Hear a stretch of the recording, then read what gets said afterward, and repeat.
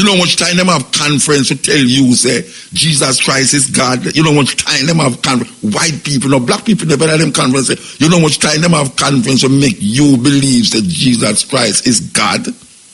That are some people still not believe it, who is part of the church where them break away. And I said, no, it's two different things. And I said, no, it's one. They will kill, just like all the Africans them, who take all of Islam, will kill them black brethren, them tribal, them nation brethren them, because of Islam. It's same way now you have Christians who will not listen to Mutabaruka, because Mutabaruka say Jesus is a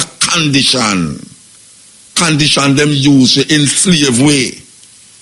And the black people them can't understand, so them lock off them radio, turn off them TV. Anytime they hear Muta, it's like a scan. One man called me and said, "Me is the epitome of the Antichrist." Blessed love viewers and subscribers who are gone, hope are doing good, hope are doing great. So my people, we're there again on the Soldier TV with another Mutabaruka content, and I come across this video where Mutabaruka is blazing a whole lot of fire on the Christian God, yeah man, and a lot of people is misled, and it is so crazy that people will actually tell others not to listen to Mutabaruka due to his belief and his perspective when it comes down to this God thing and this Jesus thing. Yeah man, my people, it's crazy. Definitely stay tuned ones and ones, as this is going to get really heated and also educational as usual. So ones and ones, before we get into it, you know it's a Black Power movement.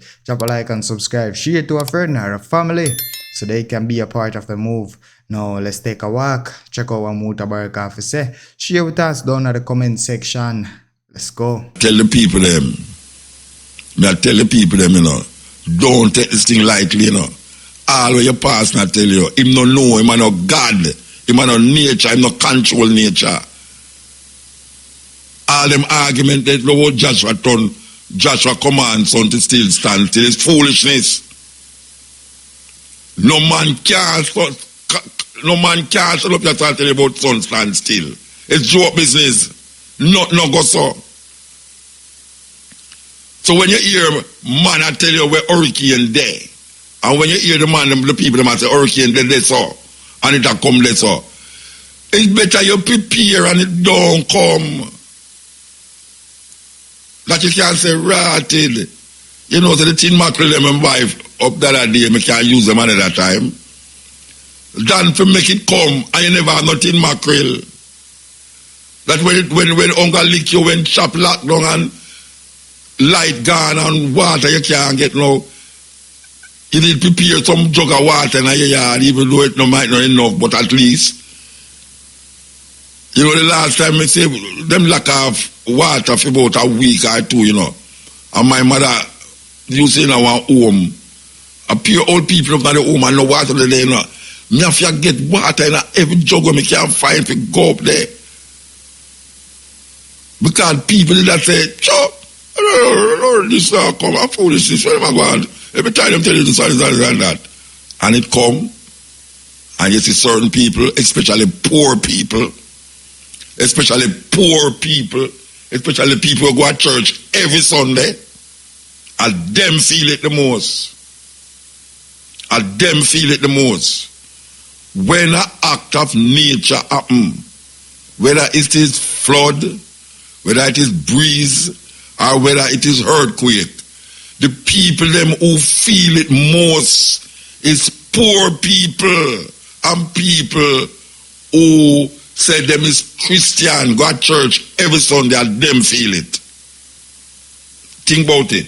This is the cutting edge on RFM. Yes, cutting edge. We come on for the warning now, you understand? Okay. We still up on the church thing still. And we will set the tone for where we're going to work with this now. So here we go now. We can set the tone now by playing this tune.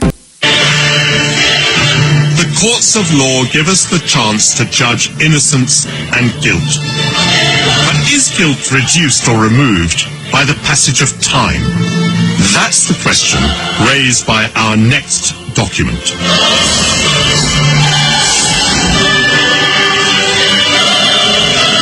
For more than 300 years, European merchants forced Africans onto slave ships and transported them across the Atlantic Ocean. And Britain played a huge part in this human trade. British ships carried around 3 million slaves to America and the Caribbean, where they worked on plantations, helping to build the wealth of the City of London. The trade made many organizations rich, and I've discovered in the archives that includes a very surprising name.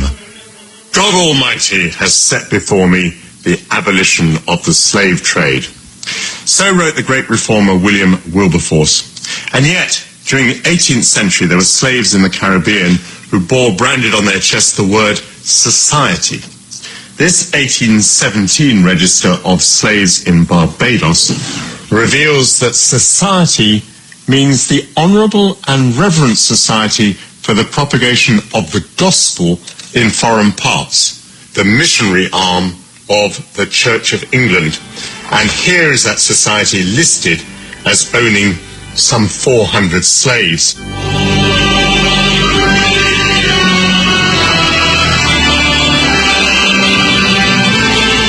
Listed here then is every man, woman and child owned by the society. We see that their ages range very considerably. Cudjoe is 70 years old and he's working as a domestic. It seems that Ben George can be set to work as a grass gatherer even though he's only 10 years old. Some slaves are still alive at a very grand age. Here's Rita, who's 90 years old. She's infirm. She's no longer working. But on the other hand, Okoa and Kwashiba, who are both 80 years old, are both still working as nurses. The documents don't reveal the conditions that some of the slaves would have endured. 12-hour working days in intense heat, punishments such as the lash or being put in leg irons.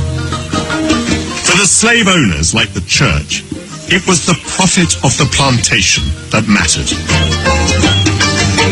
These pages bear the musty smell of their 200 years and also the stench of hypocrisy.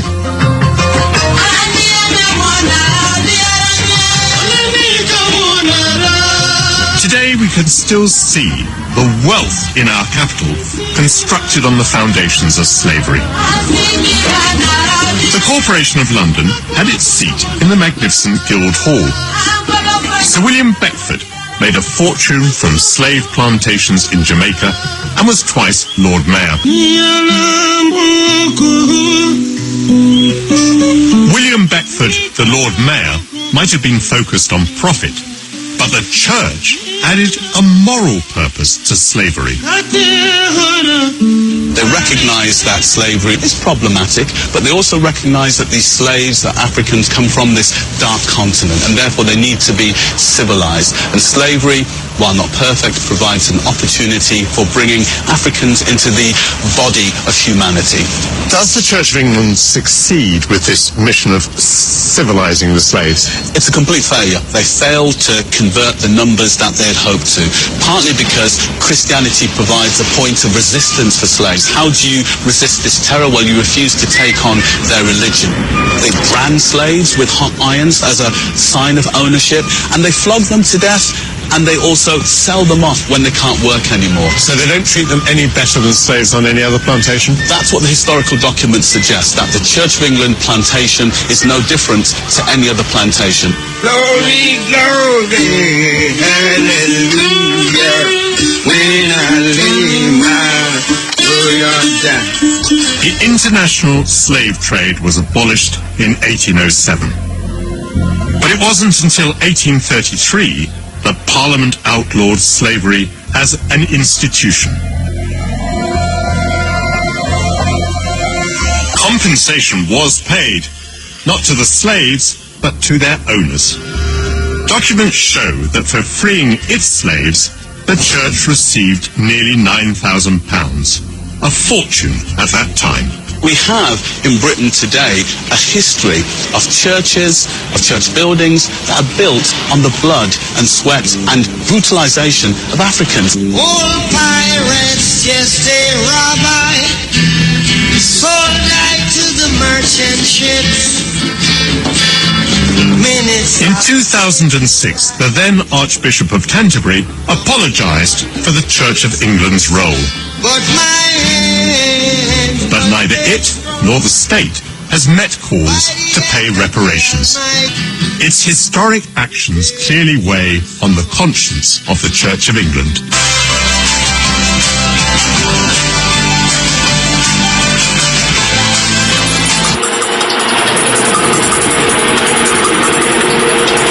The Council of Nicaea was an effort by Constantine to control the people through military and through religion.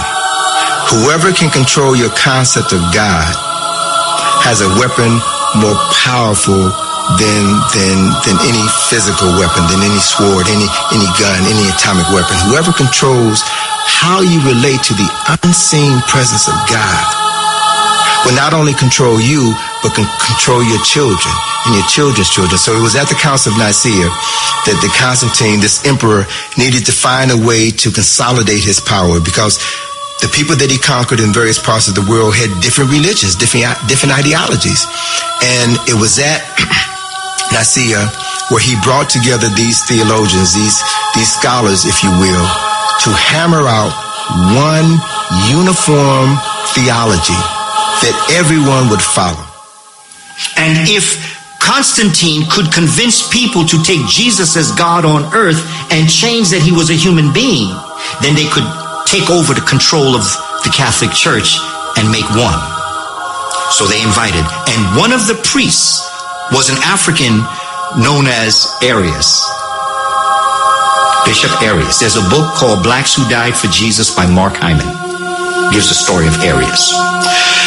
Arius now gets word that Constantine knows Arius is coming to dispute this.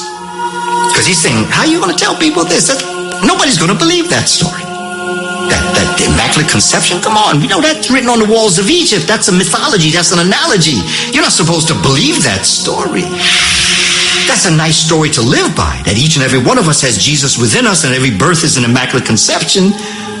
But there was no one boy born as the Son of God to free. Come on, you can't. Constantine said, look, come on over here. Nicaea, I'm going to talk to you. He found out that he was going to be assassinated. So he fled into Europe with his followers. Arius and his followers became known as the Arians. Wouldn't Hitler have a heart attack if he knew who the real Arians were? They were a bunch of black folk. Everybody who was worshiping ISIS and dealing with mostly a Kemetic religious philosophy, they said, we can't do this. This is ridiculous. This reminds me, there's no man called Jesus Christ. We ain't never heard of him. Well, Jesus Christ will take Jesus, which was the sun god in the west, and we'll take Christos, which was the sun god in the east, and we'll put them together. We'll have a name. And so what did he do? A man named Apollonius of Tyana, at that time, who had studied philosophy in Kemet, was teaching. He was a healer, working miracles. He was a hero at that time. So he became the template for Jesus Christ. The first. Okay, this is the Cutting Edge on RFM. So we play those two clips. One clip about the church involvement in slavery. I am 60-year-old, and my mother used to send me to church, the Roman Catholic Church, Holy Trinity Cathedral Church on North Street, every Sunday. As a matter of fact, she used to tell me, say, I can't eat no breakfast until I come back from church because I have to take communion. And you know, you can't eat the communion, you have to put it by your tongue and make it melt away, because that is the flesh of Jesus Christ. And my grandmother used to live at Jonestown. And every Sunday she go to Baptist church. And when holiday come, my mother send me up on my granny, go stay because we have work. Anytime my mother move go in her yard, it's like a me one as picnic in the yard. But when I go to my granny, I have my cousin them and little friend them round the place where we used to make kite at Bryan Street and play cutway and all them something there. So we go at church with her because we go a market, go sell a Coronation Market. From Friday we down there. And we sleep down there because them days them still have it. Them used to have the underneath the counter them. You could have pack up your food them in there. That time I think about no gunman and no thief. Nobody not come in there can thief your goods. So you sleep underneath there. And we used to love it. Because other people they run up and down in a Coronation Market and just have a good time. Sunday we go to church, Baptist church in a Jonestown. I don't know if the church is still there. But Easter, that's how we go.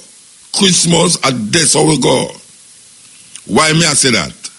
Why I saying that? I hear why I go and say that. Hear why I saying that. From Ayagat Church, I have never heard whether a Roman Catholic priest or whether a Baptist priest, which is the two churches we used to go, we never hear a person bring up chattel slavery that was perpetuated by white people against black people. Never hear them talk about it. Never, never, never. I don't say them don't never talk about it yet, but in my experience, in my life, I have never heard a church person, preacher, stand up on the pulpit and explain to the people them the cruelty that was perpetuated by African people, against African people, by a people who came clear across the sea thousands of miles away from the yard to come take way and put you in a boat and bring we come on here to come work on plantation, sugar cane, cotton field and all them something there. And I have never heard them talk about that subject. And I come as a big man and I start to read the Bible for myself. And I'm looking at the Bible and I see in the Bible, right across the Bible, slavery was part of the culture of these people. Slavery. Them call it slavery. To even in the New Testament, one man write and say, slaves must be obedient to their masters. Them even go and tell you about a woman, the man is the head of the woman, and Christ is the head of the man. Permit not a woman to teach in the church. Slaves must be obedient to their masters in the Bible. And them tell we, say Israel, in the Bible, them say Israel was going under hell in Egypt, as if they were slaves in Egypt, in bondage. That is where them use the word bondage. The Bible talk about slavery. And one of the most famous slaves in the Bible was a man named Joseph from the 12 tribes of Israel, one of the sons of Israel.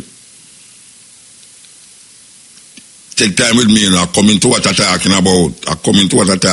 I want you to listen to what I'm saying. Joseph, brothers them, never find favor with him for certain little levels.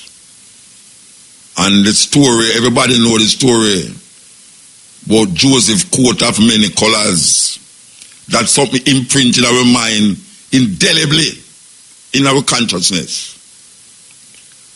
And Joseph, who we are told that the Israelites was in bondage in Egypt, the Bible tell we say, Joseph become a governor in Egypt, rise above everything, and then the brother them was shocked and surprised. The Bible say, slaves must be obedient to their masters. In West Africa, them have a group of people who come into Africa and invade Africa. Them call themselves Arabs. And them come with a religion named Islam. And them spread right across North Africa, even into certain parts, West African states. And they enslaved the Africans them. Enslaved the African them. For hundreds of years, African people was enslaved by these invaders, the Arabs. And in enslaving them, they taught them their religion, their Islamic religion. And the Africans them, like sponge, absorb this religious practice and belief. And it spread right across, especially North Africa. Go right into places like Mali, Benin, Senegal, Ivory Coast, Gambia. All of these places get absorbed by this religion. That the Africans them start to give up them African identity and choose them Islamic identity. So even those with African names try to change it to Arab names. So the Africans them now become not Africans anymore, but slaves to a religion that enslaved them to a group of people known as Arabs. Hundreds of years it's a go on. So the Africans cease to be Africans.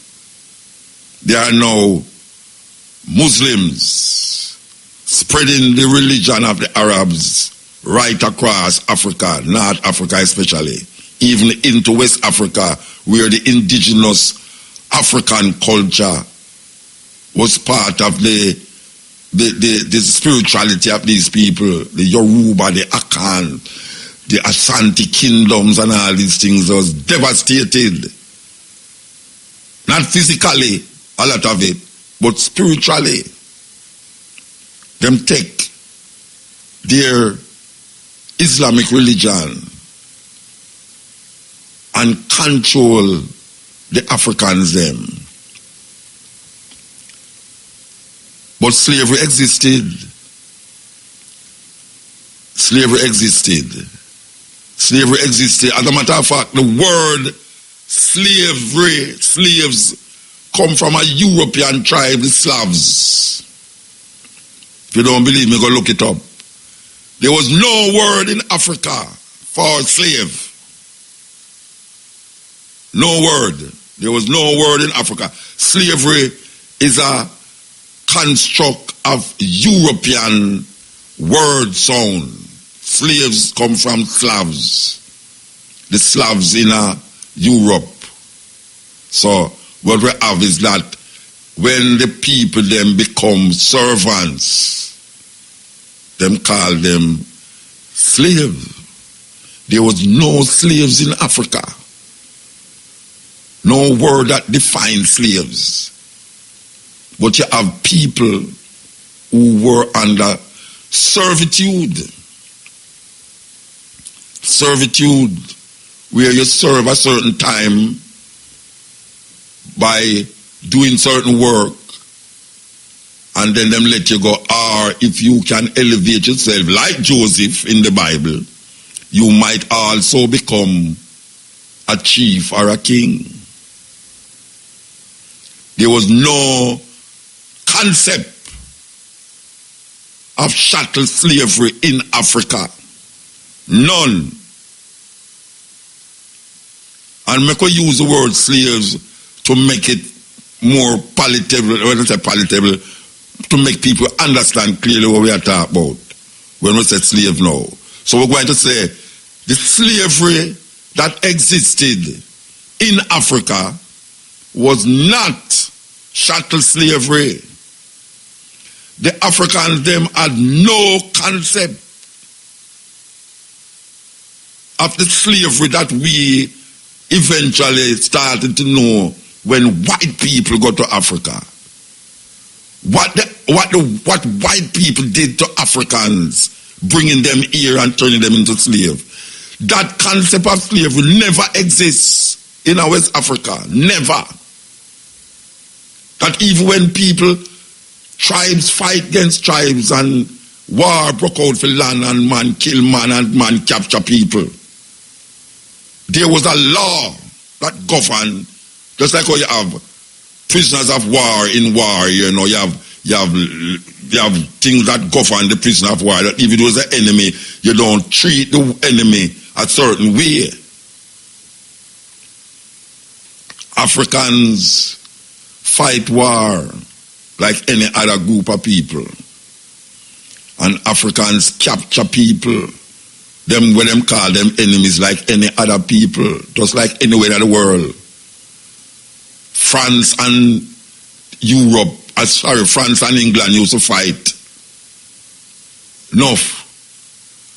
Europeans fight Europeans in those medieval times, how you call them, and bring slaves into them country. When Christopher Columbus come here, so him see the Taínos them, him take them and carry them go to Europe, go to Spain for come show off. Say, yes, see, there you have some little people down there, so why them nice and sweet, you see, man. But them don't have Jesus in them. Africa never have chattel slavery existing. Chattel slavery is a white man construct. Chattel slavery is aliens who invade Africa construct that. And through the Islamic religion, we start to become like the Arabs, with all the sometimes good things and a whole heap of the bad things. We inculcating ourselves and we become what we call now Islamic. So here come the infidels, the Africans who lost themselves in the Islamic concept, start to see them brothers and sisters as infidels who never accept the Islamic thinking. So they become now infidels. And all infidels must die if you are not part of Allah and that concept. You are not my brother. You're an infidel. So here is it now that Africans who used to celebrate them tribal understanding and tribal concepts come out of that consciousness and start to celebrate that alien thing and start to look down upon them tribal brethren now as infidels. So you know, say, in the name of that religion, more tribes start to fight more tribes, but it becomes vicious. It becomes vicious. So here come a next group of people, the Portuguese. And the Portuguese come in Africa as the Europeans them now who say a little loophole for coming to Africa now and decide to them to take Africans them and carry them for go work and feed them places. And then we say other people start to come in to the point where now the people them from Europe We're not talking about the British yet. We're talking about the Europeans, them in Europe itself, and Portuguese, because Britain is part of an island complex. It's an island complex. It's not definitely in Europe, but it is near to Europe. But the Portuguese, even Christopher Columbus, who come from Genoa in Italy, was in Portugal, and Christopher Columbus was part of the expeditions who go into Africa.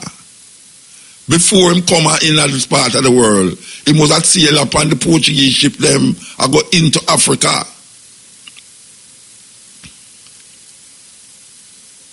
A white people's history again, you know. I will talk about these things many times, but it come to light now based up of what we see a go on here so now. So you where I say now. So the British decide, say, why, them addicted to sugar, them addicted to rum, but them can't work the field them. And the little white slave them what them used to bring for come do certain things, can't work it, the sun too hot and all them something there. So them have to find another way to sustain this business. So them take ship and ships and sail to Africa to find people who them never see as human beings. I don't know of no tribe, that's what you want to call tribe, or nation, where look upon a next nation or a next tribe and don't see them as human being. I don't know of it. And if them doing it now, it's because of something that is inculcated in them. Just like how the Arab religion inculcated in our black people now, that them don't see themselves as African again, but them see themselves almost as Arabs. So them want to name Muhammad, and them want to name all the Elijah, and them want to name all these Abdul, Ibrahim, all these names. Okay. So, the white man come upon the land now, and him see a way now how to manipulate the people them, just like when Christopher Columbus come before them and manipulate the Taínos them, just like how Cook go to Australia and manipulate the Aborigines people them. And the list goes on and on and on and on. The difference between what the British did and what other people did in slavery was that the British took the people from them place of birth and take them out of that situation and carry them going to a place where them never know. Because when them go to Australia, them never take the Aborigines people them and carry them to another land. The Aboriginals people them was colonized and enslaved in them own land. Africans is the only group when the Arabs them come, never take the Arab, them never take the African them and carry them going to the next land. Them colonize the country and the people them upon the land. So in order to maintain British sovereignty, they had to use something named chattel slavery. Slavery, the word slavery is not from Africa, and it's not from China. It's not from North America. It is from Europe. And as I said before, for want of a better word, we're going to say slavery existed in Africa, but not as we come to know slavery. So, the Africans, who is not Africans anymore, because them take up all these alien religions, Never see these people who them used to live with. Them say some will eat and drink with you. Or them say, look how me I used to sit down, play football together. Sometimes we have all the same woman. But because now we take up a religion in our head, we start to switch. The Africans, them see a way. Them say if there's no buyer, there's no seller. So the Africans, who is not Africans anymore, but is under the spell of what we call no religion, not seeing them tribal brethren anymore as brethren, participated in the movement of people, not knowing what would befall them outside of Africa, because them do have a concept of chattel slavery. They do have a concept of chattel slavery. Them don't know, say you have man, we are going to tie human being between horses and whip the ass them till them armpit pop out. Them do have a concept of man. I could take iron and put it in a fire and burn you on your back and your front and everything. Them do have a concept of man where I go cut off man penis and put it in a buckle and put it in a them house as souvenir. The African them do have that concept in a them head. There was no concept of chattel slavery in Africa. Yet still, we know that slavery existed in Africa, just like slavery existed in Europe. Why we have said that and we have said this? We have said this now because the white man go to Africa. And one of the ways that he could subdue the Africans them to participate in his criminal activities was, even though they want to tell you, say, some trinkets, and we know trinkets is trinkets, but you see that thing with them called gun. Up to this day, we have a love affair with gun, just like how white people have a love affair with gun in America. You see the youth them rise up and have a love affair with gun. You see the gun will make people do things. Yes. And we not apologize. We're not apologizing for what we are saying. Because we know, oh, these people get the African them to participate in them evil.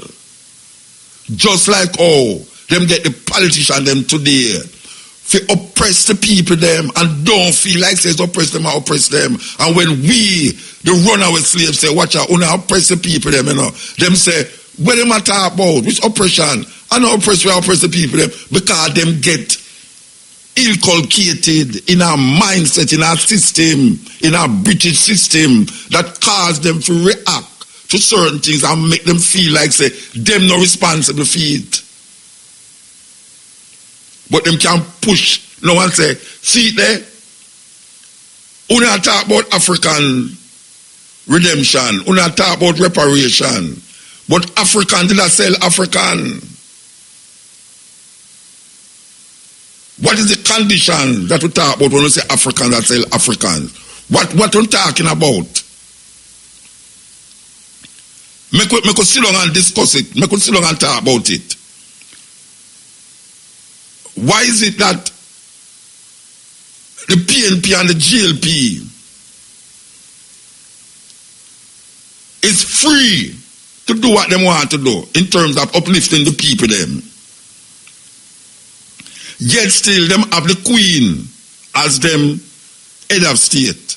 And all of them relationship, democratic relationship, social relationship, how we talk, who we worship, is designed and operated by white people.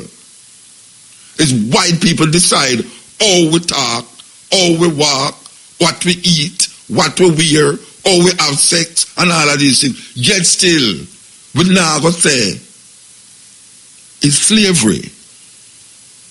We now call that slavery. If you take these people who govern we now and put them in at the time when they talk about African, tell African, them wouldn't feel, say, it's something terrible them do that though. Them now go feel because them don't have that concept of terrible things in them head to the point where now them are going to take people. And me not going to think nothing wicked against unnecessary wickedness against certain people in Jamaica. But these politicians who claim to be leaders don't feel say them are sell out black people because them do have that concept. Them hear about selling out, but them don't feel say sell out. And we are supposed to not sell out black people, and them say no, so we have to do good thing, so we have to fix road, so we have to do this, so we have to do that. And we give you Jesus for all and pan. We say Jesus when come see what we can do, Jesus will help you do. The African them in Africa keep doing what we say happen. White people come there, them get Africans. White people come there, them get Africans.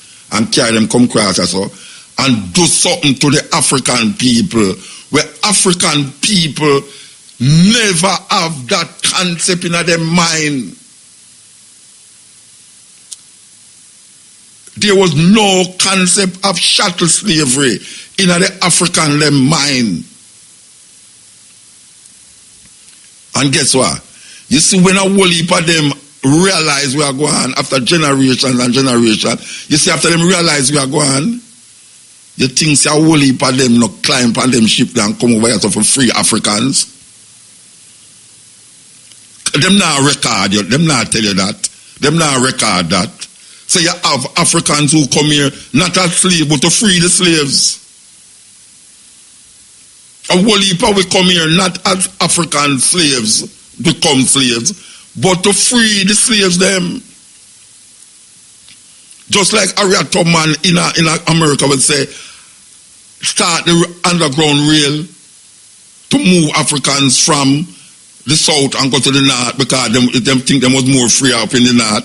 And she said, look here, I have freed many slaves.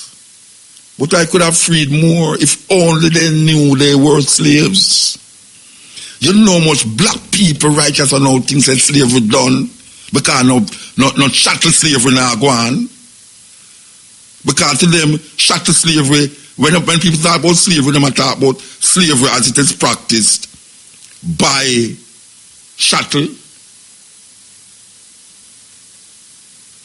Africans never have that concept. Them feel say it's something them a do. Because them in a next mindset. Them give up them way of Africanness, African perspective, and start to delve now into Arab perspective, Jesus perspective, and now them come now. In at this time, the church is the main instigator of slavery against black people. The church, because the Roman Catholic Church, even from Christopher Columbus, because in 1492, where a whole heap of people don't even understand, even though Christopher Columbus was here, giving the people and them friend them, giving the Taínos them disease, and giving the Taínos them all manner of, and cutting off them hand, chop off them hand and all them something there. In 1492, something started in France. So let me say France, in Spain and France, named the Inquisition.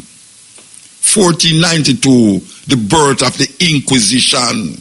What was the Inquisition? The Inquisition was placed there by the Roman Catholic Church that anybody was found to be out of line of the edicts of the Catholic Church would be burned to death. Them would be burned to death. Them call it the Inquisition, so them have the Inquisitor. That's why you get inquisitive. Go look it up. Inquisitive, Inquisitor, Inquisition. 1492, that start. And it spread all over Europe. At that time, Europe wasn't Europe, it was called Christendom. So anybody who was against the Pope would be in a serious problem. That is why you have man like Henry VIII. After him realize he can't divorce this, that, and kill one and wife them and all them something there. Him break away from the Roman Catholic Church and gone here in England and form the Anglican Church. It's the same church. The Protestant Church is the same church. It's the whole of the church them is Roman Catholic. All of them spring out of Roman Catholic. The church perpetuates slavery over the years, and some churchman, white man, where we learn in a school, Wilberforce and all these people, we see them as hero because that is where we were taught. We never think say African people did a fight slavery. We never did. We don't know say you have African people who come across the path here, so not as slave, but to free slave. We don't know all of them things in our history. All we know that some guys sit down in England and start to feel sorry and say, boy, what a wicked slavery that could after them make in our days and now have billions of dollars off of the blood, sweat and tears of African people in this part of the world here. And the church still on there, and you just hear to play the thing. The church participated in slavery. A whole heap of the president, Benjamin Franklin, Abraham Lincoln, Adams, all of these American presidents had slaves. Them have Africans as slaves in a them house. Some of them breed up, some of them too. So, some little giddy-head African in this time come and say, well, you want to say, we want to apologize for what took place in those days. That they say, from we go to Africa, some chief come together. Them never say it in the name of Jesus, you know. Them say it in a them tribal way. Them say, yes, we understand where it go on.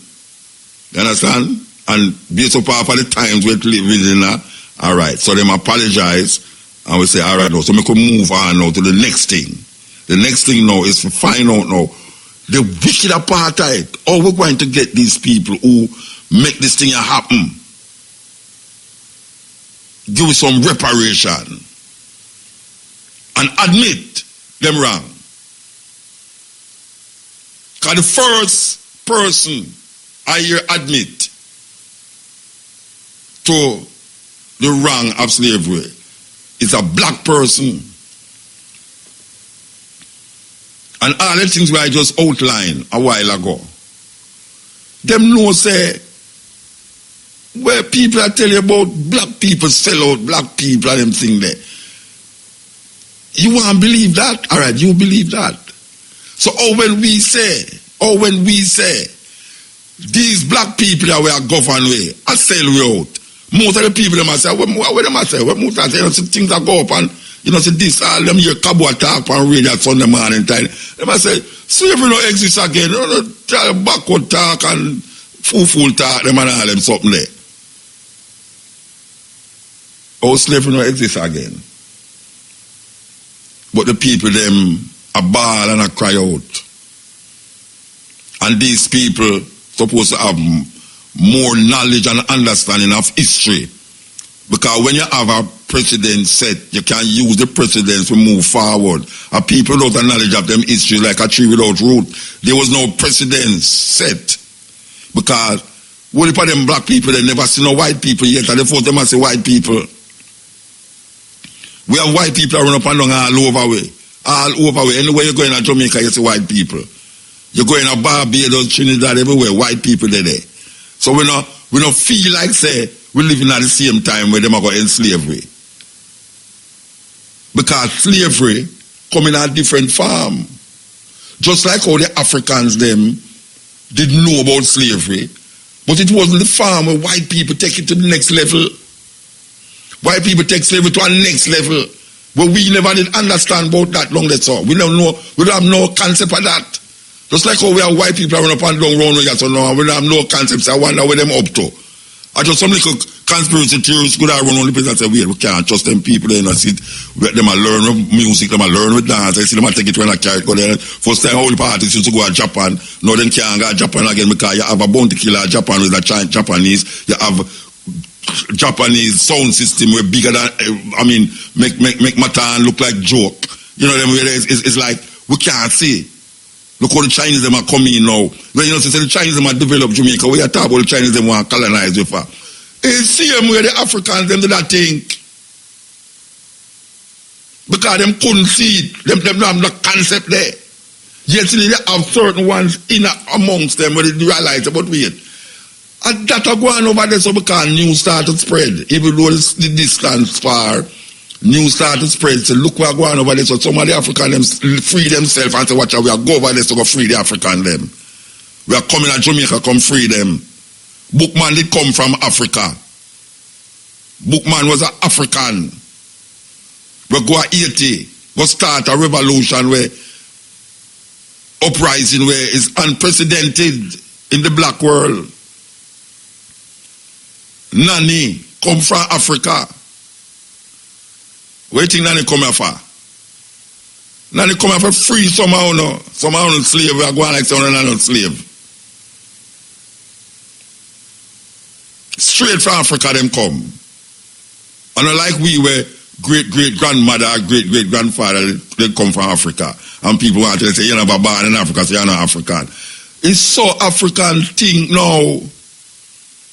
Then if you think that, why you feel say the African them down there so? Did I think you are think now that you can't see where them never say. But you can't see where you in and now. You can't see the dilemma where you find yourself in with the Chinese them, with Britain and all of these countries we surround with the French them who are the Asian them for pay reparation how much years now, with the Dominican Republic, white people them who don't like the Asian people them, who the French now apologize for them atrocities, the British schools and all these people apologize for them atrocities. Look here, man. Church is one of the biggest slavery institution in the Western world against black people. Because the church even control the politician them. The Christian church. Because right now, people hear me talk, is that they want to turn off them radio or them say that damn mad boy you hear me talk about. And we believe in Jesus Christ.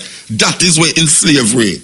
But you see, you can't tell black people that who embellish in this thing, you can't tell them that.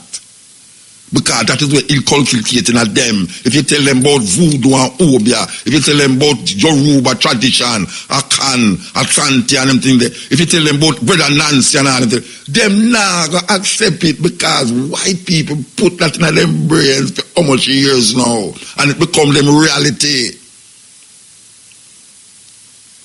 So them want to perpetuate the argument that Africans sell out African. So when we are fight for, when Mutabaruka the pan radio attack, when you talk about white people all the while, you know, say black people sell out black people too. Black people sell out black people too. You see that in your history book, and you accept that as part of your reality. But you don't say you are enslaved by a Jesus concept. Where it's not your reality, but it become your reality because white people will make you believe that. You know how much time them have conference to tell you, say, Jesus Christ is God. You know how much time them have conference. White people, no, black people, they better them conference. Say, you know how much time them have conference to make you believe that Jesus Christ is God. That are some people still don't believe it, who is part of the church where them break away. And I said, no, it's two different things. And I said, no, it's one. It's two in Jesus and the Father is one. They might try to make a dual personality become one personality. You know how much time white people sit down and the Council of Nice, the Constantinople in Turkey, you know how much time them sit down, Pierre man sit down in that conference, 200 bishop meet, 1 year, 30 years after, 100 years after, they might have conference for organize and structure this thing now that black people believe in to the point where now they will kill, just like all the Africans them who take all of Islam will kill them black brethren, them tribal, them nation brethren them because of Islam. It's same way now you have Christians who will not listen to Mutabaruka because Mutabaruka say Jesus is a condition them use to enslave way. And the black people them can't understand, so them lock off them radio, turn off them TV. Anytime they hear Mutabaruka, it's like a scan. One man called me and said, "It's the epitome of the Antichrist." The epitome of the Antichrist, that's what I say. Him is one of them man there. We become such a man in Africa that if white people, if some purple people come now, and him not supposed to do it, because them have presidents. The difference between now and that, then and now, is that these Africans never have no president. If you know, so you have some people that come from foreign, so wicked and cruel, for to put your brother and sister in a chattel, even though you never see them as your brother again, because you have a different religion and a different understanding of self now. These people have president, but because them now look on them roots and them understanding of self, and them stuck into this Jesus thing and this church thing and so on, that if a purpose that people come out, them say, the brother there when they muta, him first if you take and carry go on Mars. And you don't know what I'm going to do in Mars. Maybe I'm going to take the flesh and eat it little piece by piece and piece by piece. You don't know that. But guess what? Maybe when you find out, say, after 200-300 years, you find out, say, but a millions away left here, so and gone up there, so you know.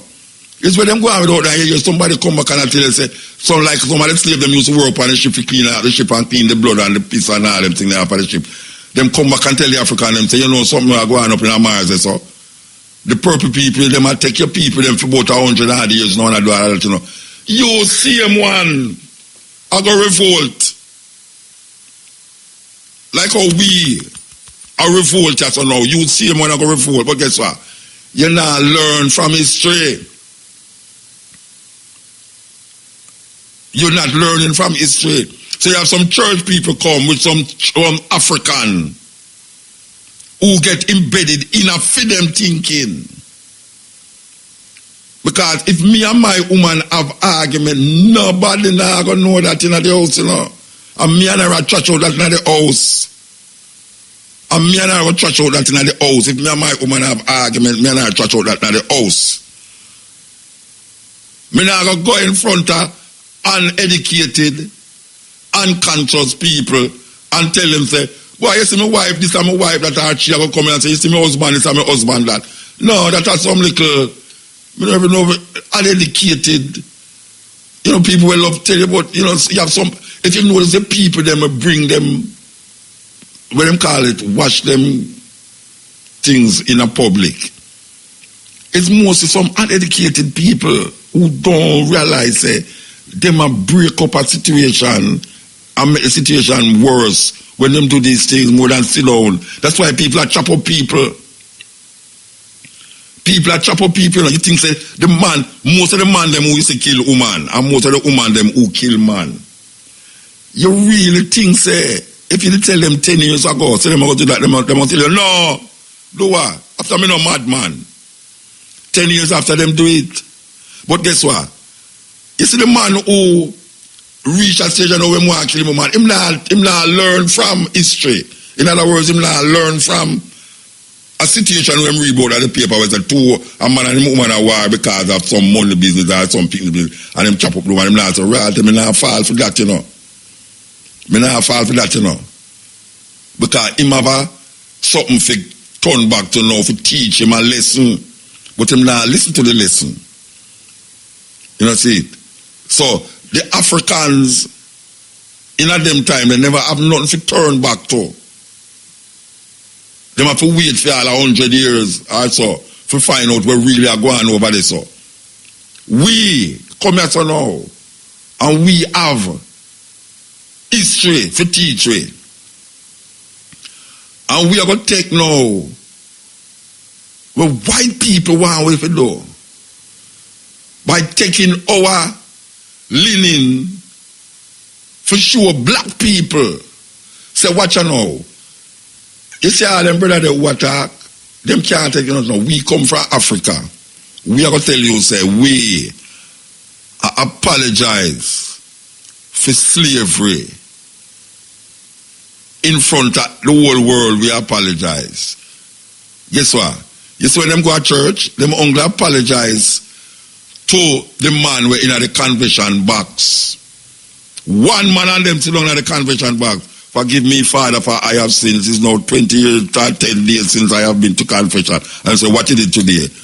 Him say, you want to say, why I go sleep with a woman, you know? And she was my wife. And the father said, all right, go home and go say 500 Holy Mary. And that is that. Nobody no know. Father now tell nobody. And you now go tell nobody, say you tell Father that. These people,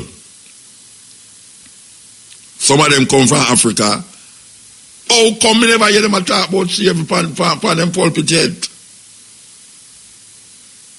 How come all of a sudden Jesus, in Ghana, Jesus is one of the biggest things in Ghana. Ghana, I don't even know, but to me, in all the countries that I have traveled in Africa, Ghana is the most Jesus-ridden country that I know about. Ghana. And guess what? There's a reason.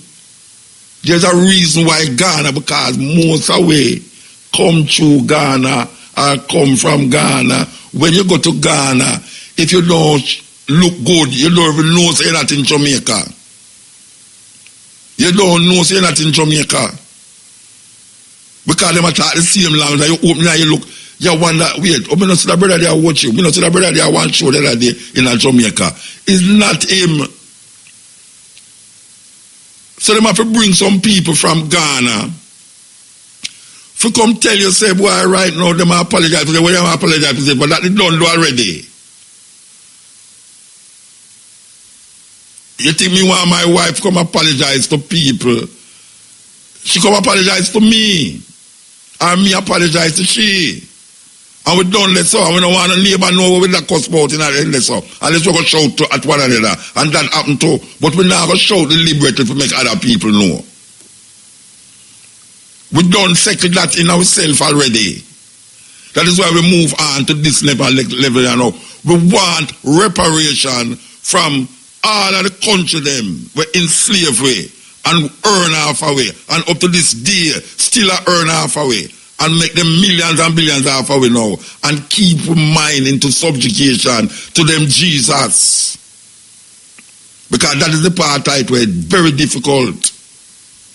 We can't get rid of the queen. We can't get rid of all of these things. But make we stay with Jesus. And most Jamaican right now, them not have a clue about Christianity.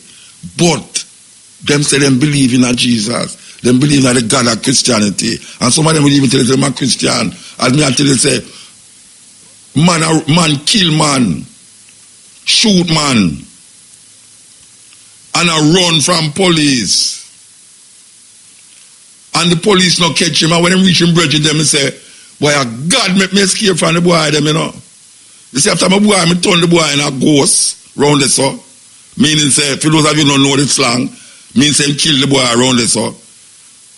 a policeman that go after me and I have to take certain car and God make me left, you know. So all the murderer I claim say God help him. All the murderer claim say God help him. Most Jamaican accept Jesus as them personal savior, so them say. Most Jamaican never read the Bible. If you check most Jamaican about the Bible, they won't go tell you something where them ears say in there. But if you start to confront them about it, them don't know what them saying. Most Jamaican will ridicule Rasta. Because them hear Rasta and say, Rasta, where you get that from? And most of the thing when me hear Rasta say from them time, they're in the Bible, you know. But most Jamaican never read it. So when them hear the Rasta man say it, come like, no, something like that, not in the Bible at all, you want to make up that Rasta. Like when we did first hear the word Jah. When we first hear the word Jah, most people believe that Rasta make up that. Most people in Jamaica believe that when you say Jah, it's a Rasta word. And him don't know say Jah in the Bible. Psalm 68, extol him that ride up on the wind, that's Jah. Go looking at the Bible and say you don't see it. That's why I don't say it. I don't say it. That is something will come out of my vocabulary, this thing Jah. Because a whole heap of people know I say Jah, and it's not who I used to call Jah, him I talk about.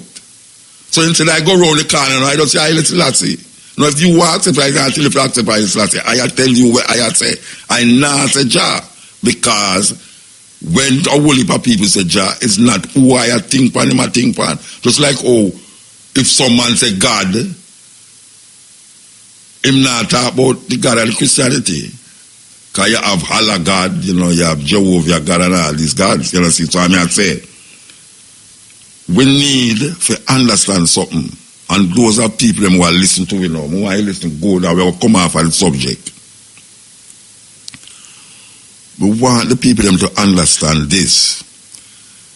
That you say this thing of apology that these people is coming with, that them get people from Africa for flying a plane for come here, so come tell we say them are apologize, that them come with them Jesus doctrine where they really enslave black people from them time there.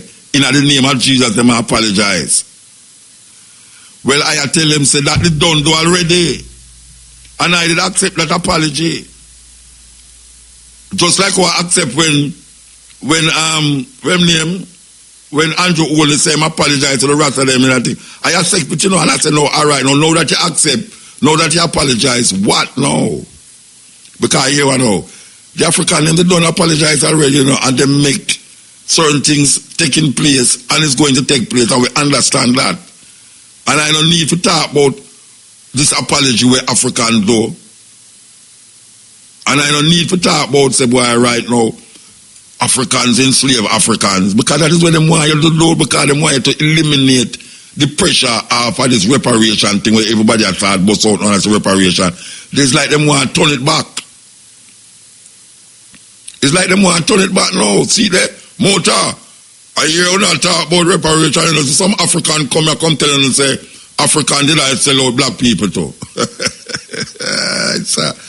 It don't remind me, when them say Haile Selassie dead. In the 70s, when they say Haile Selassie dead, I will go on the bus. I will bring and switch them go on the bus. Tell the people them and say, yes, Rasta, when the God dead, what are we not going to do now? How much years now that them say that? From 1974, 75, them say that. 75, 85, 95, 2005, 2015. At 30 odd years, 40 odd years now, them say Haile Selassie dead. 40 odd years, them say Haile Selassie dead. A man did write on the paper and I tell you, said, look here, it's time Rasta stop this damn foolishness because Haile Selassie dead. Them supposed to stop saying it now. Look here now. How long Jesus Christ dead? 2,000 years, them say Jesus Christ dead. And now Jesus don't come back up to now, yet still. You have billion people who are Roman Catholic. And maybe you have another billion people who tell them it's other denominations. And them not stop say it. Say Jesus Christ not dead. Jesus Christ up in the sky and one day come back, come save everybody and burn up people like Mutabaruka and whosoever else attack damn foolishness about Africa and this and that. Well, you know, me nah talk about Africa. Because what you know, Africa must free from colonialism and slavery, which still exists in Africa, still exists in the minds of the African people, so. And it's not chattel slavery go all way. It's not chattel slavery all because them understand that now. Them understand say, boy, we can't use chattel slavery again, you know, we have to use something else. You don't have a man named the man will say, if him never exists or not, whether him exists or not, because some people say him never exists. Him say, pitch the brown skin against the black skin and the black skin against the lighter skin. To tall with the child, the woman them against the man them. And him also pitch the people them who hold on upon the religion of them ancestor against the people them who hold on upon the religion where the slave master give them. And the slave master religion is more dominant because them control the language. The slave master control the language. And if the slave master control the language, it is going to be the dominant. Anything when do going to be dominant. So use the minority who hold on upon the traditions of your foreparents. Just like now, it's everybody around go a bush again. Forgot get bush tea, Guinean weed, aloe vera, and how all people them used to do. But we let go that because some Christian-minded people come around and say, watch out now, make you take this and take that. Heal you and all them something there. And everybody around go back to that because we have to say the after effects of the things them when them are giving now is worse than the problem we did have before you take this something. Black people, I wonder for the story we are talking about.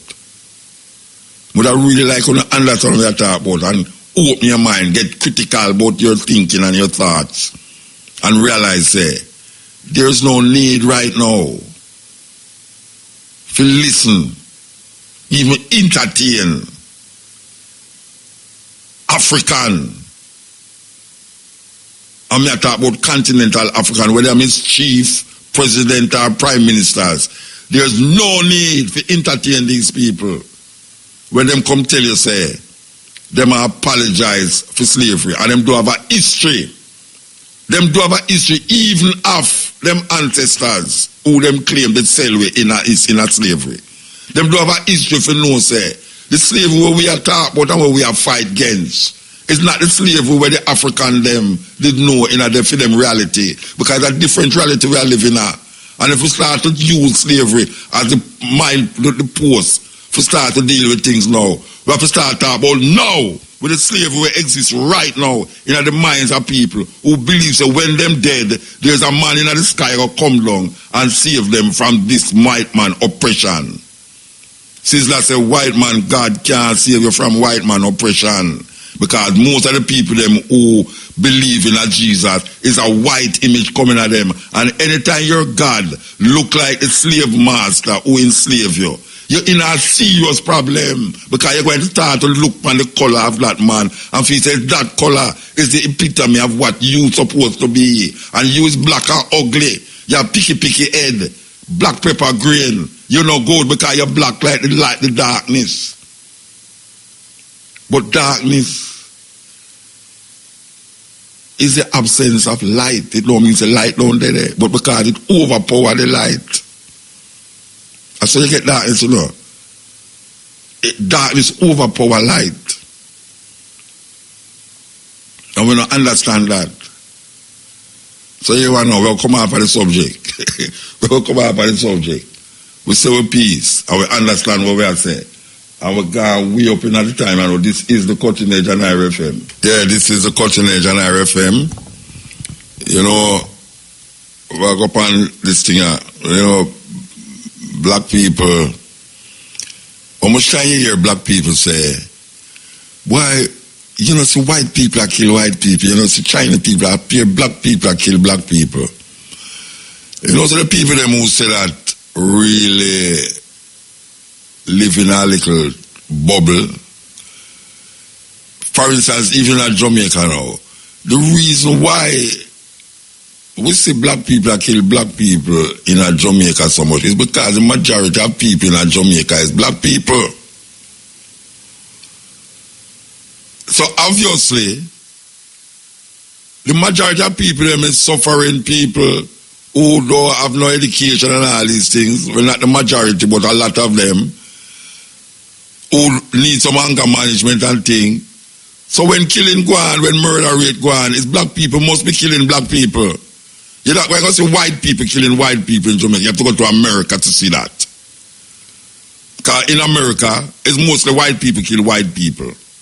As a matter of fact, white people kill everybody.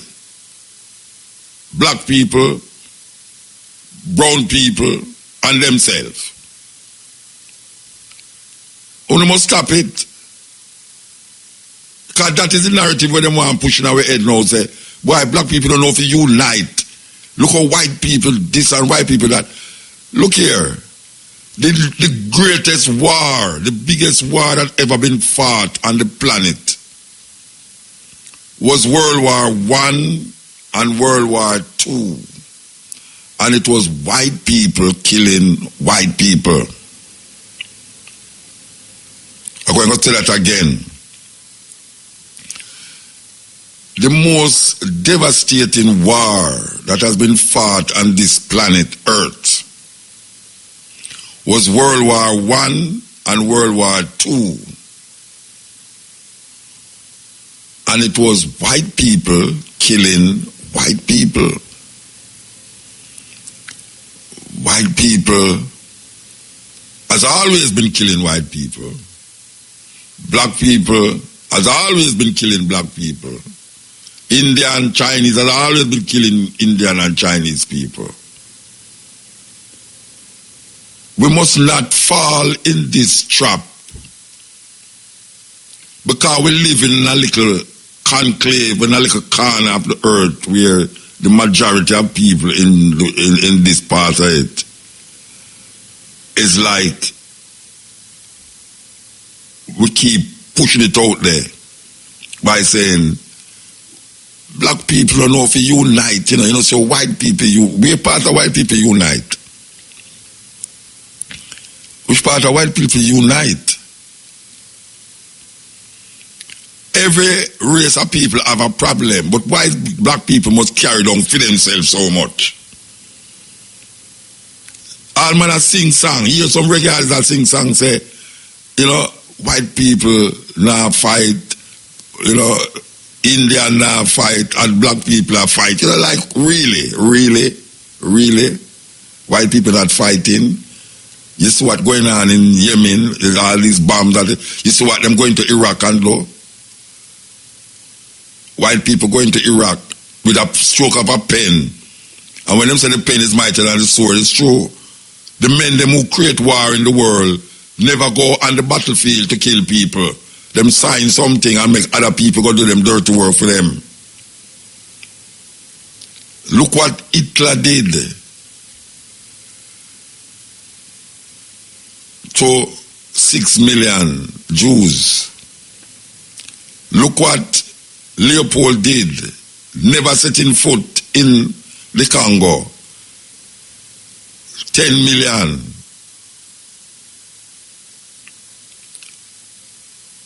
Russia, Germany, England, France, Norway, Belgium, all of these countries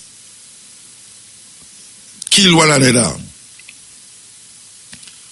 We must stop it. Stop. Bring this, I don't even know if karma, who wants to say, stop bring this negativity on ourselves. Marcus Garvey said we are a great people and we'll be great again. We must stop it. Most of the killings, you see some young white youth just walk in a church and kill whole heap of black people. You see some white youth walk in a school and just shoot up the place and just kill whole heap of black people, white people. You see a man sitting up on a hotel building, there's a fire shot in a crowd.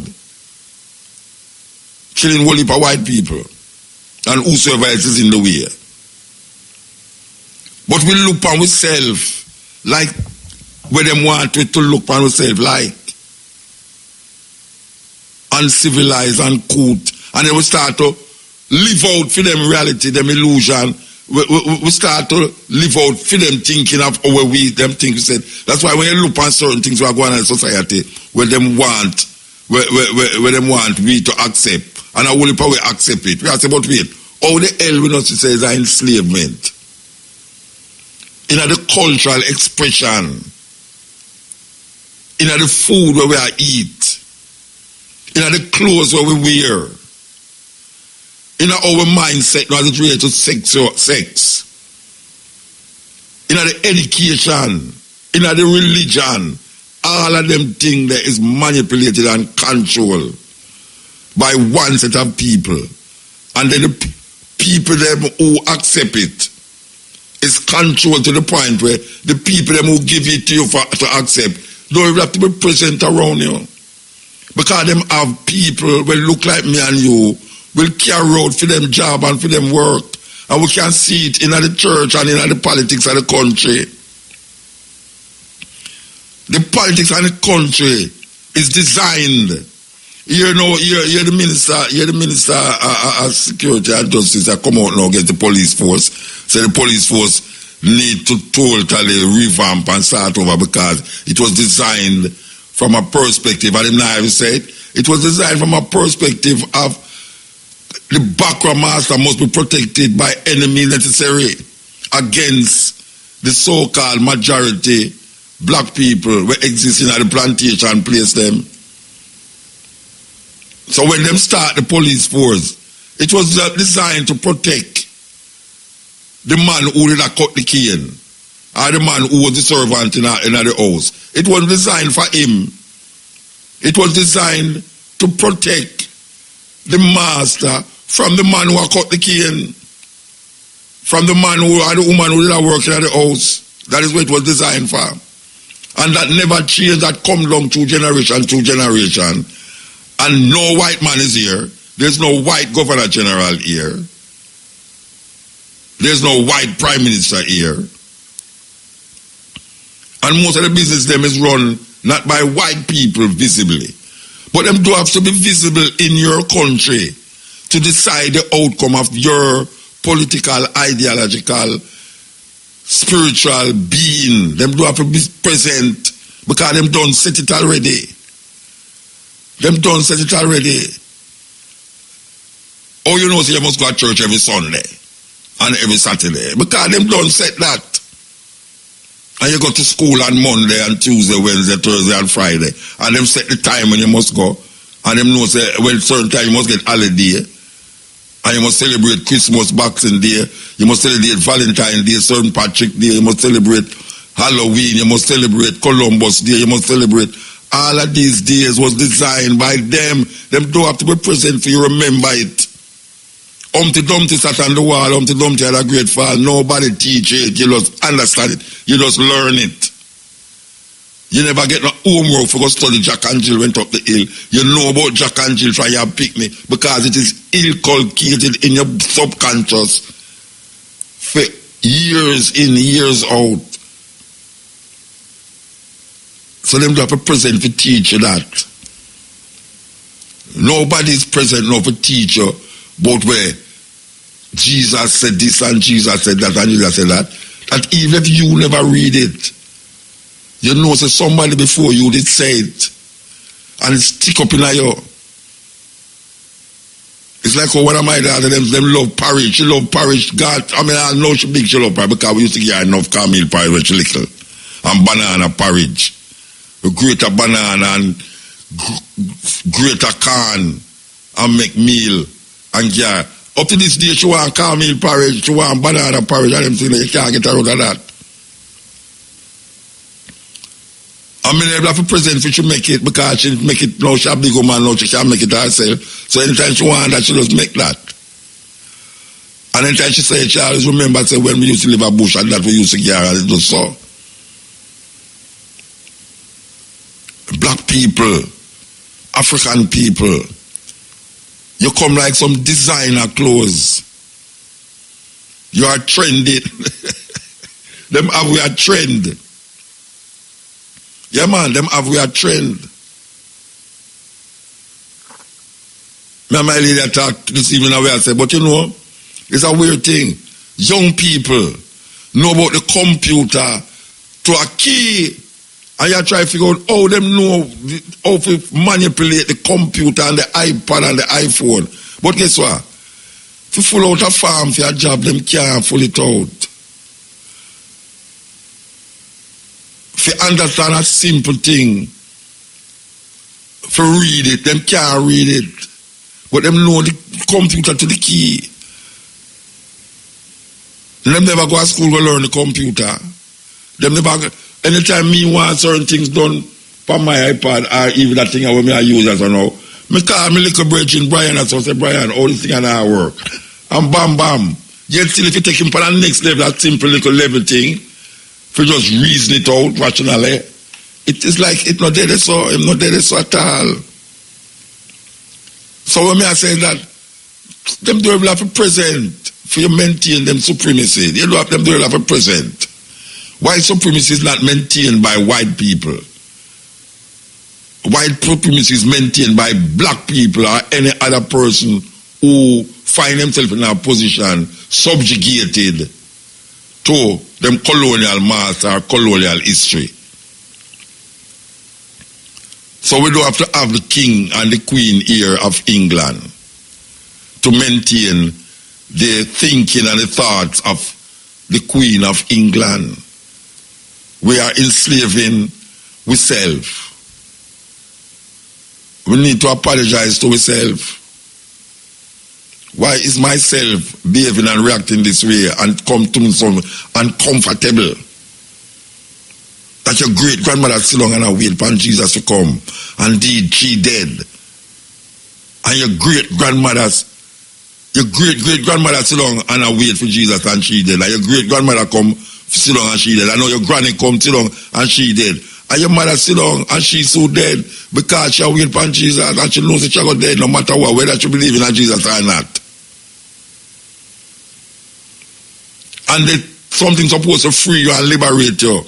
But most of the people them might take up this thing, it's like them have more pain and more agony and them more painful and suffering.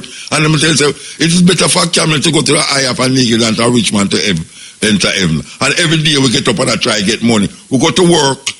We get up early in the morning to go to work. 5 days, sometimes 6 days a week. For get money.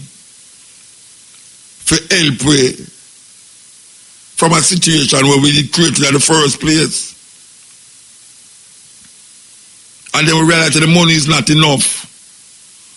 And then we end up want more money, so we find another job and find out that thing, and somehow we'll scheme out and scheme, and somehow we scam this and scam that, to get more money for do things, where sometimes a lot of the things that we want to do with the money is unnecessary. But that is where the system set you up. That the man don't have to day have to make you want the money. The man don't have to day have to make you want things, or you not things where you need, but things where you want. Black people find themselves in a position where them beg where them need and buy where them want. Can I repeat that again? Black people find themselves in a position where them beg things where them need and buy things where them want. How is that possible? We really want made in China here. We really want made in China eyebrow, lipstick, all the bottom, breast. We really need that. We don't really need it. But you have people who write letter, call for them WhatsApp. When you come bring one of them files here, for me the real one. We want the real human here. Because them too expensive out there. Now I remember I said, well, you at the school are opening, maybe we should have really asked for your shoes for the picnic. Now the shoes come second. the weak come first. How them get to do that? How them get to plead in the time of stress?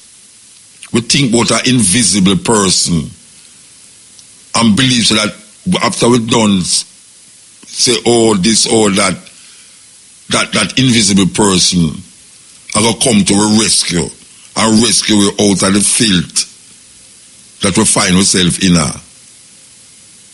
Like the man who, for years, he might pray to God for win the lottery. Oh God, please make I win the lottery. Please make I win the lottery. And for years he might pray for win the lottery. And God answered in prayer one day and said, look here, why you don't buy a ticket? Why you don't buy a ticket? And that is where a whole heap of way African people find themselves in. Instead of we get up and do what we are supposed to do for ourselves, we make the person come and tell you things that he himself never experienced yet. Most of the things that we believe in most of the things that we believe so we know was taught to us by people who believe them know the same thing. And when you realize you just believe, it have nothing to do with the reality of the situation we find ourselves in. Like man tells you faith can move mountain, and physically people say, of course faith can move mountain. Faith without the works and the bulldozer is nothing. After faith you're going to move it, but the bulldozer will move it faster than your faith. Just like how the man sign a paper and make people go kill themselves. Just sign a paper. The president just sign a paper and just free you. Like when them call it Thanksgiving Day, the president sign a paper for free the turkey. That turkey there, them now will kill that turkey there. And that's a major and big thing in America. If you observe the turkey from being cooked on Thanksgiving Day. And what is Thanksgiving Day? Thanksgiving Day is the day when these pilgrims come and wipe out a whole heap of the Native American them and thank God for them bounty. After them done rape and rob and pillage the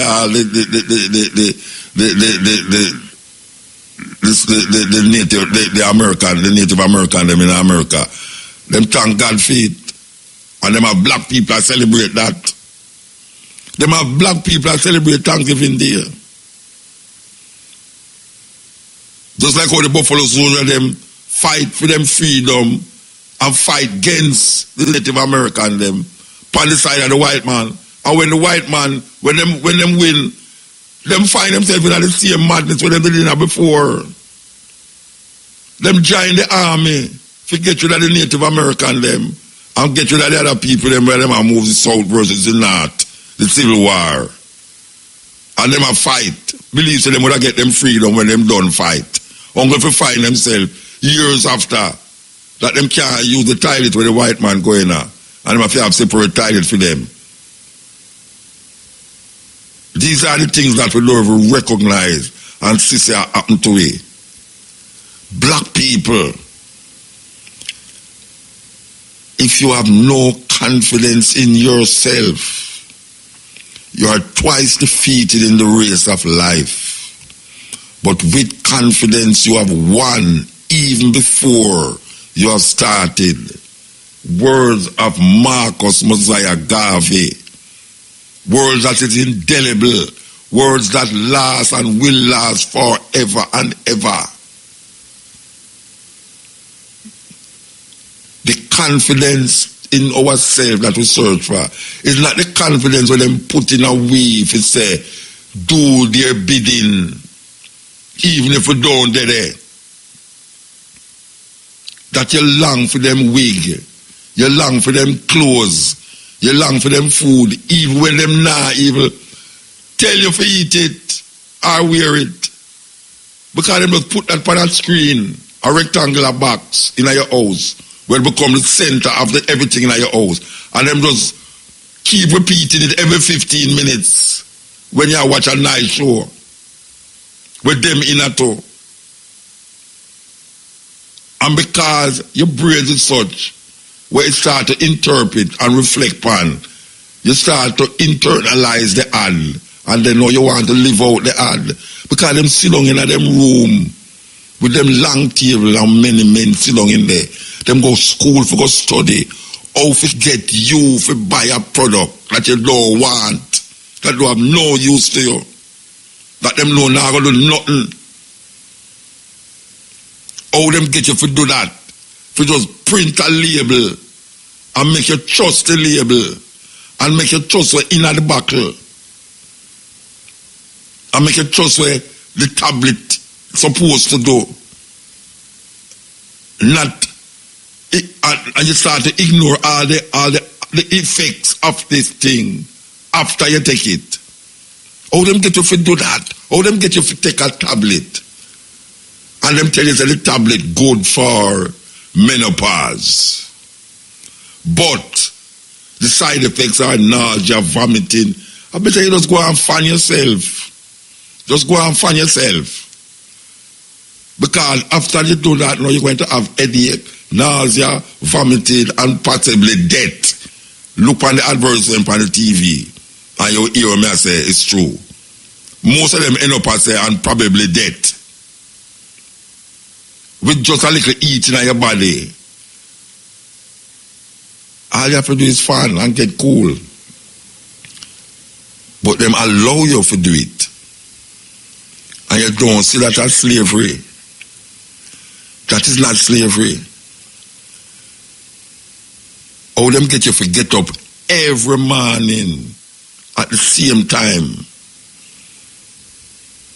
and go and eat something what you call breakfast at the same time and go stand up and wait for a bus at the same time and go to work at the same time and you do the same thing for 5 days for the week, 8 hours for each day, and then when you're done you get some money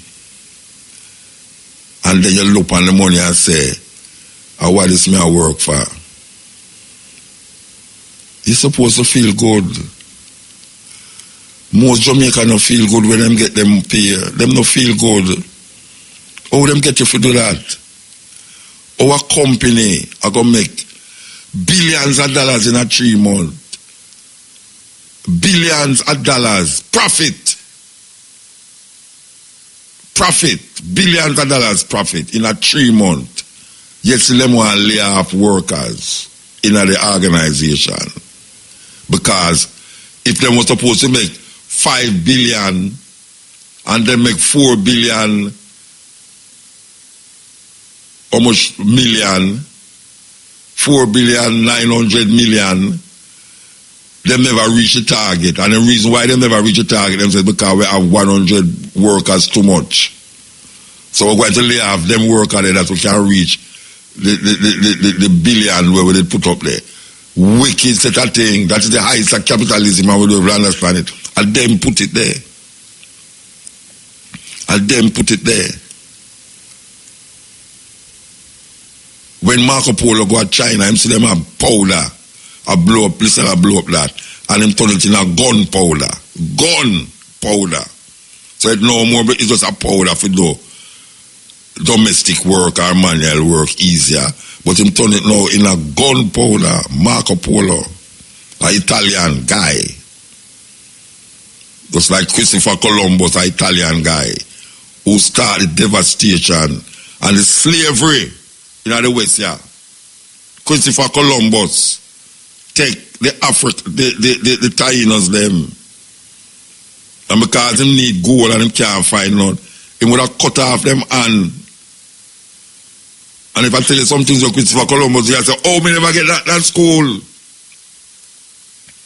Because Christopher Columbus, you know, so I should have played, because maybe if white people say it, I believe it more. Christopher Columbus and them friend them, send out the time of them to get gold, and when them come home, them no find none, him cut off them wrists. Just like when them used to do, like the Congo where the Belgium people, Belgium government used to do. Send out people and then cut off them wrists. And you know what them used to do though?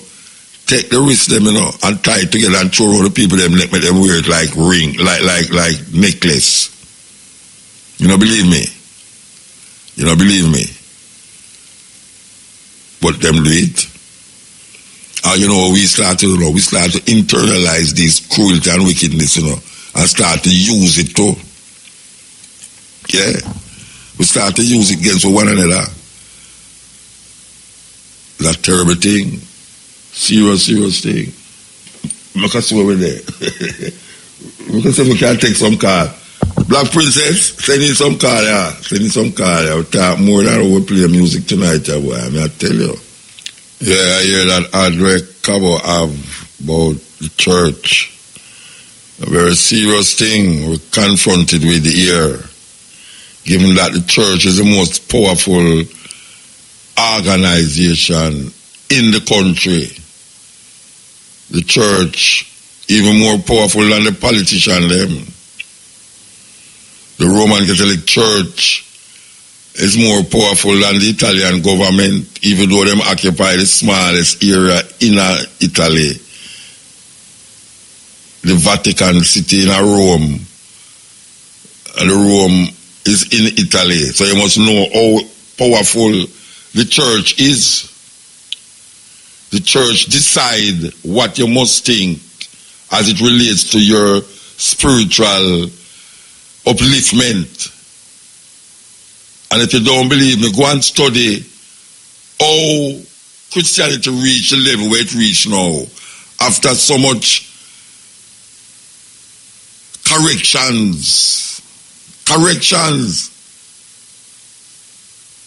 It's very, very hard to tell people about certain things when them soul inner where them a say, where them a think, not even where them a say, where them a think.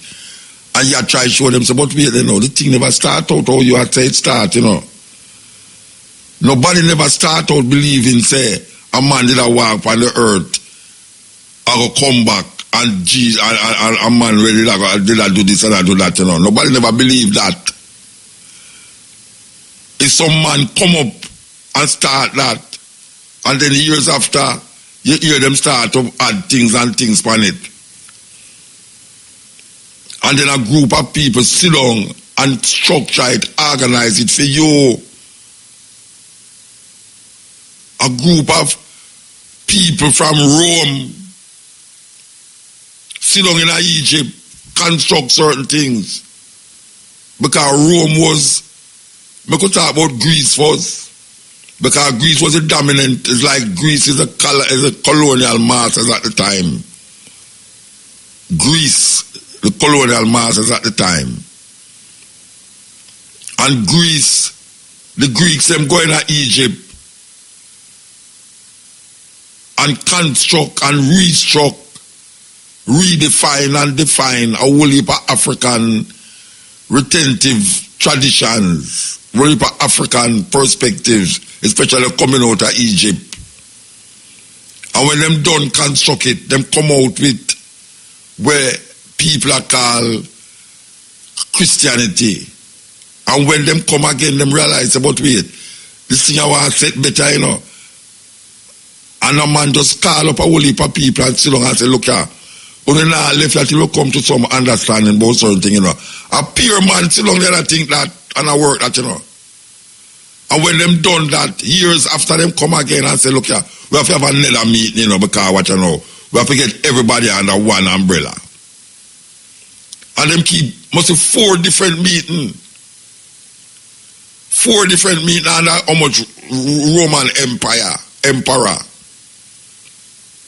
And one of the biggest one them keep was in Turkey, Constantinople, work off of Constantine.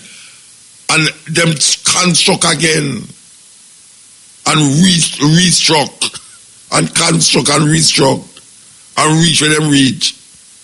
And a guy just come and say, what we are laid on a liar, so You say everything what we say, so if anybody ever go against it, see them is damned in hell for eternity, or They're going to be burnt in fire. And literally them people, they just tie up and burn in a fire. In the square. Them just tie up all out of Uchire's clock straight or so. And everybody jump up and scream and bawl out, and who cry, who laugh, when the fire burn your flesh. We're talking about men of God, men of the cloth doing these things. The guy them sit down. Some big, fat, swarthy bishop sit down in a Rome, in a Turkey, in a whatsoever, in a Jerusalem, sit down and construct the thing. And put it out there, and then now them put it in a book. Because when it start, them never have no book, them never write nothing for print back no book. Them write one thing, and then a man have to use him and I write back the same thing in the next book. And the next man have to use, because they never have no printing press. So by the time the third man I write, he must skip out and take out things where him say, nah, go work out. And when the Roman like sit down and construct the thing, them take out things where. That's why you have some places in the world have more books in the Bible than other places. It's a simple thing. Oh, we don't see that. You know, see, them take out some book named the Apocryphals and say it wasn't inspired. Who you think take out them book there? And the same man them who gave the next book, the next set of book them and say, this will not put that in there, will not put that in there. And if you go in the Oriental church them in the East, if you're going to the Russian Orthodox, the Armenian Orthodox, the Ethiopian Orthodox, them have more books in there. Because them, a whole heap of them never go with the head church.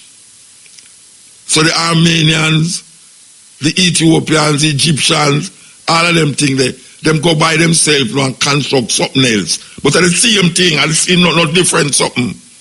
It come off of one Greek concept, Roman concept. All of them come from Greek Roman concept because Greece used to control the place at the time. Just like how if France control your country, most of the things them where you adhere to is French. If it's the Portuguese control your country, you talk Portuguese, and most of the things where you aspire to is Portugal. And if Britain control your country, most of the things them that you aspire to is England. So most of the things them where come from all of these churches come out of the leading colonial masters at the time, which was the Greeks, and then after the Greeks you have the Romans. Oh, people are going like say that now have nothing to do with them belief system and them thinking. Greece and Rome, even in Ethiopia, all the year man are going this and are going that. The Ethiopian Orthodox Church was nationalized because the Egyptian Coptic Church was too far. So there's some way after happen where them bring the church over to them. Christianity never started in Ethiopia. It was brought there. Christianity is not an African thing. It is offshoot of African understanding, but it was designed and created by the colonial masters who was in Egypt at the time, which is the Greeks and the Romans. Who can tell me say not no go so? Tell me say not no go so. It was the Greeks and the Romans, not in Rome and not in Greece, but in Africa, that set up this structure and give it to the nations around. And all of them is offshoot of that Roman, Greco-Roman understanding. Because you have spirituality will exist in Africa thousands of years before the Greeks and the Romans entered it. So.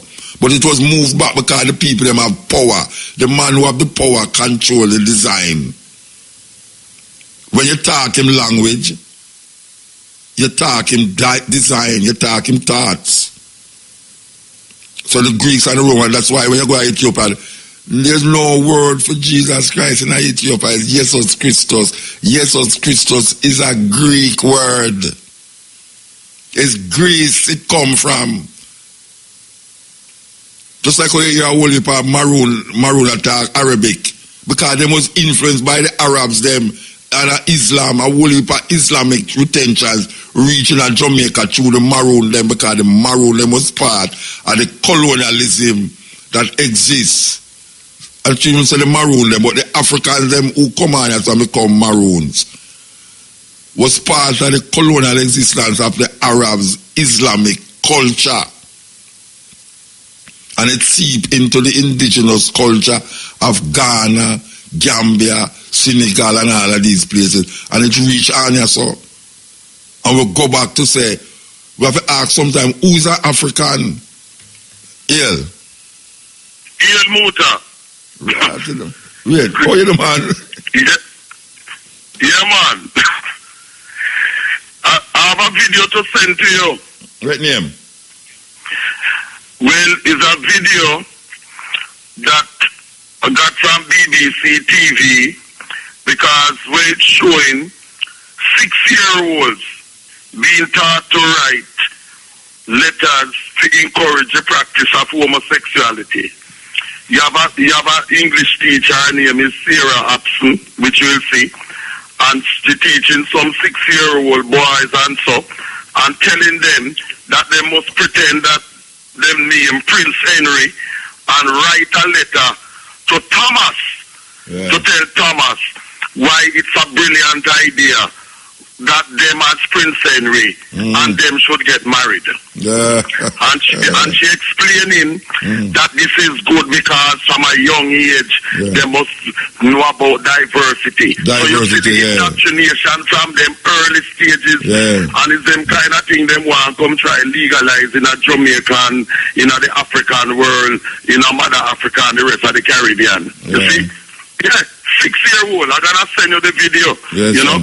And her name is Sarah Upson. And I love what you're saying there because a lot of people, when you talk about the origins of Christianity and Islam and them thing there, Africans who have been miseducated get vexed and they want to fight and kill people like me and you and other people because them don't want to hear the truth that these are foreign religions that were used to mentally enslave our people. From them time there? Yeah, yes, and still, and all this thing about so-called Maroons. I always said that because no so-called Maroons came to Jamaica, it's African people. Africans come, no slave never come neither. Yes, I know exactly, no slave never come, it's African captives of war, etc. And you see that Glasgow University, it was Glasgow University. Well, last week I tell you about them apologize. Yes, not only that, what happened, they announced a program of reparations too. Yeah, I didn't say that, After a 1-year study, it was found that the university benefited from, in those times, donations from people who made money from the enslavement of our people of 198 million pounds then, which is multi-millions now. No, yeah, man. So, yes, you know, and them thing there. And Toots Maytels, they were in Birmingham last night, so still I do the good work. And I don't want to forget, because I know you know Ilawi, original selector for Jallo, Brigadier as a DJ. And you know him have that fire we burned down him house virtually in 2016. What happened to him? Yeah, man. What happened now? Yeah, no, what happened is that I'm glad to see him rebounding because he might keep a dance out Wiki Waki out by 7 Mile, Bullby. You tell me what news when I Jamaica rat. I think I've England the man there. No, but me just glad to know say him thing forward, you know what I mean? And then with him and faith and things. So I'm glad to know because with the strength there and thing. And also, we have the case in Martinique where pesticide that was banned in France has been killing our people because you know most of the people in Martinique are Africans like me. Because through them use the pesticide, Martinique has the second highest rate of death to prostate cancer.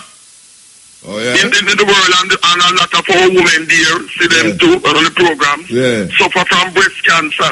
Yet it was banned in France, but through them know Martinique is a place which is overwhelmingly African populated. Them have it on them thing there. So we know, you know. Yeah, man. And I'm glad that this has been really highlighted. And in London, Sean Bailey, born in London, West London, of Jamaican parents, he's the one who is going to be running as a mayor in the forthcoming elections in London soon. But guess what him do, Muta and other listeners? Him come out because of the expose that him said that multiculturalism is something which is wrong. It is against our teaching of our culture, and you know them have African History Month here in October in this country. Yes, against it, and I talk about refer to it, you know, like it create a kind of cesspool environment and them thing there. That was some article where he write some years ago. Yes, and also there's a book that we as people here make such a noise and protest about that has been withdrawn, a GCSE book in sociology. We're putting down our families here, you know, saying our families dysfunctional and that type of thing. Sociology book for GCSE, you know, misrepresenting our African families here. So because of the noise that we have made, protests and so on, it has been withdrawn. Okay. You know, definitely has been withdrawn. So glad to really know that, you know. And as you're talking about the church there in Jamaica, they must apologize immediately, because them, as you know and as you say, is part and parcel of the problem with slavery. See, them want to put enslavement of our people on us rather than on the Europeans and the Arabs. Them who do it. Yeah, them never. But I ask you a question. Yeah. You used to go to church when you were in Jamaica, right? Yes, man, but the whole we never. May I ask you? You ever hear the subject of chattel slavery come up on the pulpit yet? Never. Never. That may I say. All you hear is blonde, blue-eyed Jesus. Never hear them talk about slavery. And white like snow and them kind of business. Lord, watch me and make me whiter than snow. Yes. Though your sins may be like scarlet, but it shall be as white as snow. Right, which by implication it will tell you subconsciously that black, anything black is no bad. Good. And this is why, you know, I don't like the use of this term by some people. Them no want to use the term African and black, you know. Them are talk about people of color. And notice the people who like that, them no want to be identified as African or anything to do with black, but people of color. Everybody of color, including so-called white people. Nonsense about people of color. Well, when them talk about apology for slavery, them have to start with the church, because the church instigates slavery. Exactly. But listen, remember John Hawkins, who was the first English slave enslaver, with him ship named Jesus of Lubeck. Jesus of Lubeck. It says Jesus of Lubeck. He was an Anglican person. He was a Church of England person. So why them don't talk about that? This is a Church of England person who was the first English enslaver. And no Africans, never sell him no Africans. He went to West Africa and kidnapped, captured our people. Well, wait now. He was not sold. Any Africans by any Africans. Wait, I can tell you something. I can say something to you. Yes. Amazing Grace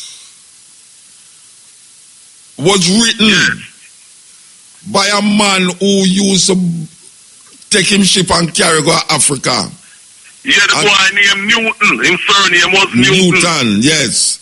And him write half of the melody of the Africans. Our people. Yes, him write a song named Amazing Grace. That save a rich like we.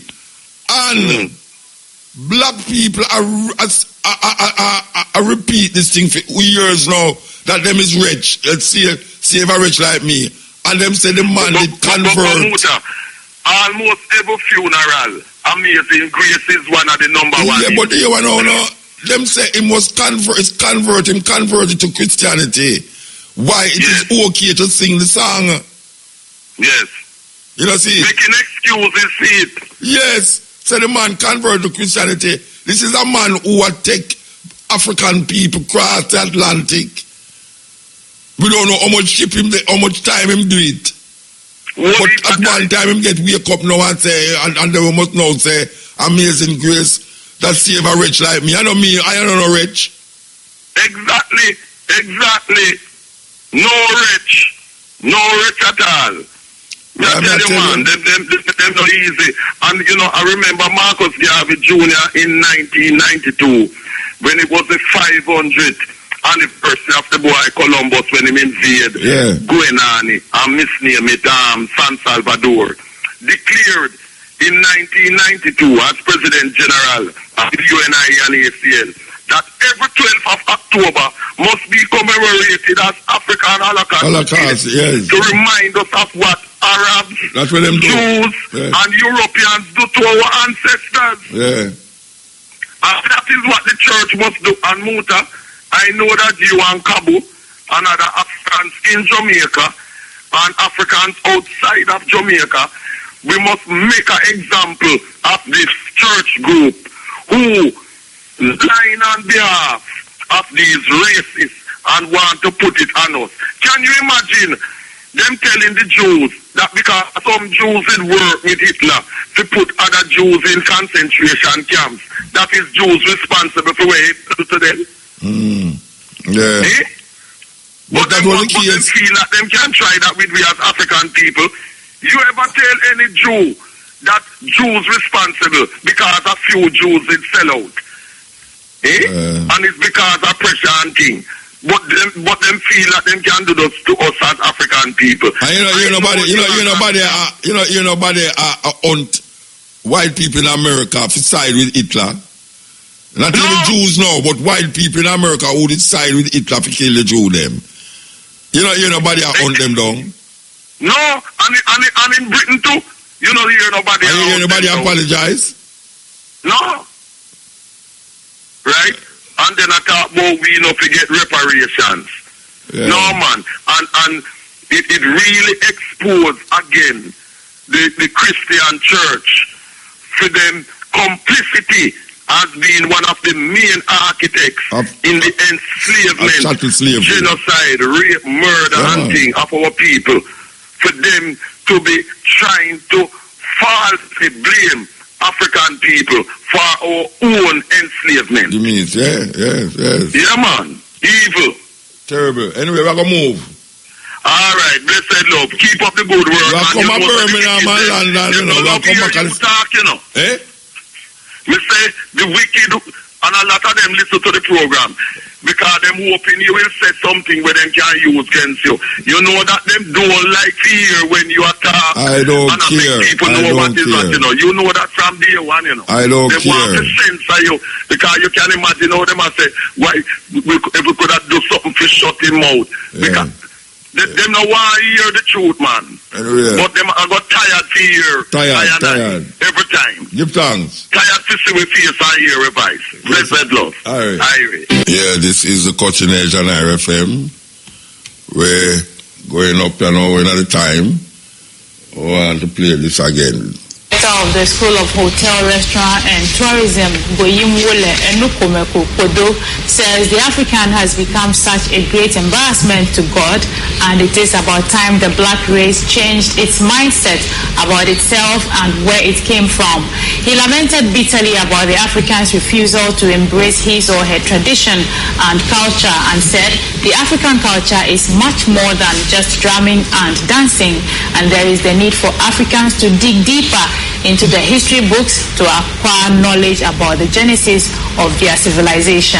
He said this at a socio-cultural workshop and exhibition of African Museum for some visiting American students from the University of Texas and their counterparts from the School of Hotel, Restaurant and Tourism here in Accra.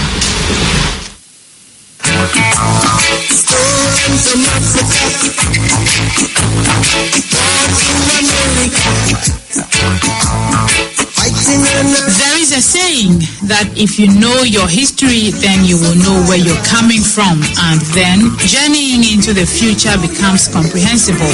The black race has been brainwashed into believing that it is worthless and helpless. We have forfeited our way of life and tend to believe that living the Western way is the best. The Western media is accused of presenting Africa as uncivilized, hunger-stricken, and war-torn continent to the rest of the world, and as a result has made the African or the black race home and abroad lose confidence in themselves. The founder of African Conscious Study Group, Dr. Maulana Hamed, in lecturing some university students, linked Africa's problems to the kind of educational system brought by the European colonial masters, and said it was to de-Africanize the African's mind, spirit, body, and soul. According to a professor of the University of Texas, Dr. Dory Gilbert, who has for the past 5 years led over 100 students to Ghana to study Ghanaian social and community development programs, such lectures would help the students perceive Africa differently. The students come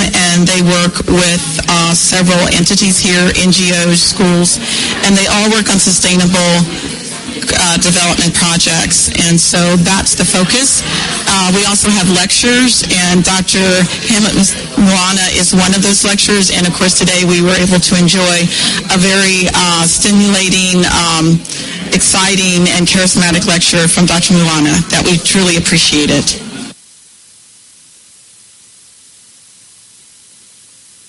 Okay. All right, we can see about it. Tend to believe that living the Western way is the best. The Western media is accused of presenting Africa as uncivilized, hunger-stricken, and war-torn continent to the rest of the world, and as a result has made the African or the black race home and abroad lose confidence in themselves. The founder of African Conscious Study Group, Dr. Maulana Hamed, in lecturing some university students, linked Africa's problems to the kind of educational system brought by the European colonial masters, and said it was to de-Africanize the African's mind, spirit, body, and soul. According to a professor of the University of Texas, Dr. Dory Gilbert, who has for the past 5 years led over 100 students to Ghana to study Ghanaian social and community development programs, such lectures would help the students perceive Africa differently. The students come and they work with several entities here, NGOs, schools, and they all work on sustainable development projects, and so that's the focus. We also have lectures, and Dr. Hamed Mwana is one of those lectures, and of course today we were able to enjoy a very stimulating, exciting, and charismatic lecture from Dr. Mwana that we truly appreciated. Yes, cutting edge one. I don't know if Mandingo, I never hear mentioning it, but Jojo from Channel 1 studio them days there. Yes, passed away. Those of you who don't know about him, funeral is supposed to be because Saturday, October the 20th at 11 a.m. For those of you who know about Channel 1 in them days there, yeah, Joseph or Jojo, where I'm the known, Channel 1 recording studio. I think it's the 20th of September I'm the dead. So I'm going to get buried at Chartwood Road, 62 Chartwood Road, Stella Maris. So all those who raise up out of the Channel 1 experience know who we are talking about. Okay, here we go.